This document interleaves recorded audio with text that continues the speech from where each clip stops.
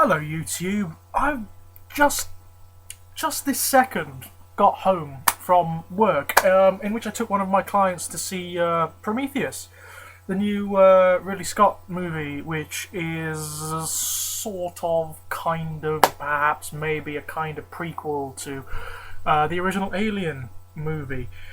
Now, I love the original Alien. It is one of my favourite films ever made. Ever. Aliens is also very good. Alien 3 is superb considering the shit that was thrown at it. Alien Resurrection is a pile of wank. It's cartoonish, stupid, and turns the whole universe into one big 2000 AD style comic book. And as for the AVP, Alien vs Predator movies, I want to hurt the people who made those. I really do. They're so bad. They're so bad. They're so bad. This movie was always going to be contentious, but I didn't realise how contentious. The fact that everybody I've seen who has spoken about it has had wildly different opinions on it. From those who despise it to the nth degree, despise it for all manner of reasons, to those who laud its innovation and its cleverness and its style and all of that stuff. I didn't like it. Not at all. I really didn't like this movie. It took me a while to figure out that I didn't like it. It took me all the taxi drive home and the walk up to my house and a few minutes while I put some dinner on. It's taken me a while to come to this conclusion, but I don't like it. No, I don't like it at all, and I'll tell you for why. This movie has been lauded and advertised and hyped beyond comprehension. This movie has had so much money, time and effort spent on hyping its style, its cleverness, its depth, the fact that it's Ridley Scott doing an Alien movie again, although it's technically not an Alien movie as such. No, it's more of a, I suppose it's more of a space jockey movie, really. You remember the space jockey from the original Alien? The vast, static, fossilized alien creature inside the ship that contained the alien eggs? It's about him, and indeed them. It's about their species and their relation to ours. Now, the first thing that bothers me about this movie is exactly the same thing that bothered me about Tron Legacy. You may remember how I reacted to that one. I didn't like that one either. I didn't like it because it was a classic case of style over substance. It broached lots of ideas, lots of concepts. It had characters mentioning them, and then didn't go on to explore them at all. Instead, what it did was err on the side of action set pieces. This does exactly the same fucking thing. It has characters mentioning interesting ideas that are worthy of being explored, and then it does nothing with them. You just get these very stylish, very well shot, very atmospheric action set pieces. That's it. There is no attempt to answer any of the significant questions that are raised in this movie. And the questions that are raised relate to the origins of humanity, to DNA, to life, and the possibility of how extraterrestrial life may function, and so on and so forth. I will say this for it. The atmosphere, the movie does have moments of incredible atmosphere. It manufactures atmosphere very well. And that is largely due to the design of the sets, and I mean the sets inside the alien ship, which are largely taken from discarded HR Giga designs, and the designs of the monsters. And there's a small menagerie of creatures here, and they're all interesting, they're all beautiful, they're all HR Giga style monsters, so they're all basically penises and vaginas. They're all sexual organs, sort of warped into monstrous shapes. This is what Giga does. He creates the vagina dentatas and the long penile tentacles that end up mouth raping characters and so on and so forth. That's all very interesting, and there is potential for body horror here as well, but it doesn't explore that either. It broaches it and then quickly shifts to something else. It's very annoying. There's one particular moment where one of the characters is infected with a nebulous alien goo that he happens to ingest, and it does something to him. But we never get time to see what it's doing. There is fantastic potential for sort of Jeff Goldblum Fly style Gru here, for transformations and mutations where bits drop off and new bits pop out, and all that wonderful stuff that you find in good movies like John Carpenter's The Thing, or like Cronenberg's The Fly, or Videodrome, or indeed most of Cronenberg's back catalogue. Here, that character is just burned to death very quickly, and that's it. We don't get anything more explored. He's just an excuse for an action set piece. That's it. That's it. Later on, we have some interesting stuff happening where that guy, whilst he was infected, before he knew he was infected, fucking another character who obviously falls pregnant with this incredibly fast developing squiddy alien thing. Quite interesting stuff, but no time is taken to examine this. It's just an excuse for an action set piece, and the action set piece that results is a kind of auto-cesarean where she straps herself into some device that cuts the alien out visibly. But it's so stupid. It's so stupid. This is one of the parts that really annoyed me. The character who has this auto-cesarean, who has this tentacled Lovecraftian creature forcibly yanked out of her body, is walking and running around literally within the next couple of hours. The fact that she could walk after that annoyed me. It's frustrating. You sit there thinking, how the fuck can she even walk? Let alone clamber over these vast alien edifices and run away from these vast aliens that are intent on wiping her out. It's annoying. It's the script, by and large. The script is god-awful. God-awful. Every line is exposition, or it's this ridiculous, overly dramatic nonsense. It's just bad. Bad. You can tell the trajectory of every single character from the instant you see them or hear them speak. There are two characters who may as well have dead guys walking tattooed across their fucking foreheads from the get-go. There's no depth. You know how brilliant the original Alien was, how there was very little time taken to establish the characters, but you knew who they were. And they weren't entirely sympathetic, and they weren't entirely negative. They were just guys doing a job. They were truckers in space, and that made them really interesting and sympathetic. None of that here. They're all types. They're all very particular types who fulfill very particular roles that are all very, very familiar with, and which you will be able to chart the trajectory of from the get-go. It's just bad, man. It's the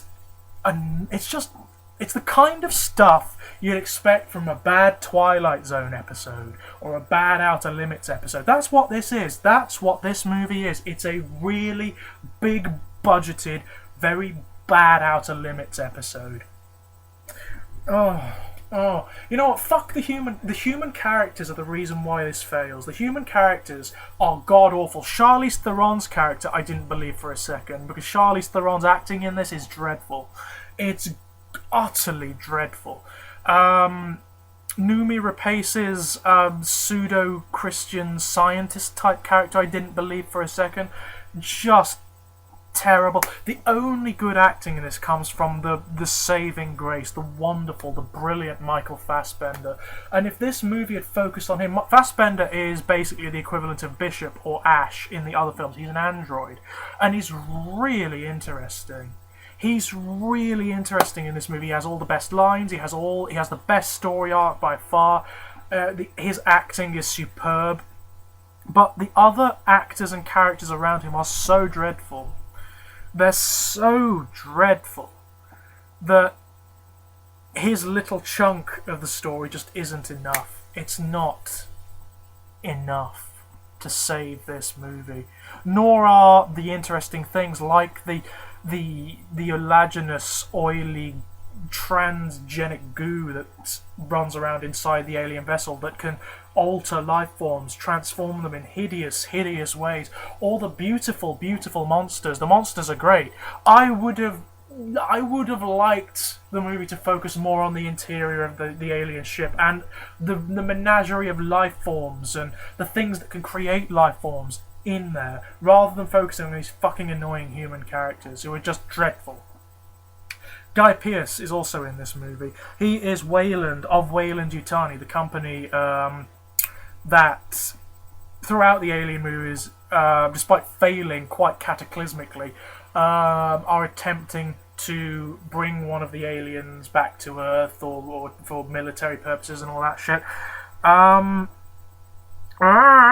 God, he's awful. I mean, it's not Guy Pearce's fault either. He's just badly cast.